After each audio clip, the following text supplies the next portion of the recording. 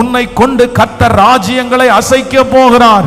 உங்களை கொண்டு கர்த்தர் மக்களை மனம் திரும்ப பண்ண போகிறார். உங்களை கொண்டு கர்த்தர் அநேகம் பேரை போஷிக்க போகிறார். உங்களை கர்த்தர் தலைமைத்துவத்திலே உட்கார வைக்க போகிறார். நீ அறியாததும் உனக்கு எட்டாததுமான ஒரு பெரிய காரியத்தை கர்த்தர் உங்களுக்கு செய்ய போகிறார். உங்களை குறித்து யாருக்குமே இல்லாத திட்டம் கர்த்தருடைய கையிலே இருக்கிறது. உங்களை குறித்து யாருக்குமே இல்லாத ஒரு திட்டத்தை ஆண்டவர் தன் மனதிலே வைத்திருக்கிறார்.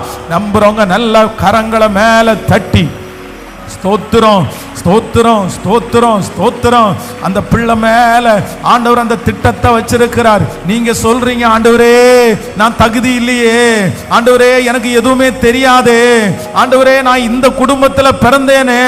ஆனா கர்த்தராகிய ஆண்டவர் வாக்கு கொடுக்கிறார், இல்லை, அவருடைய திட்டம் மகா பெரியது.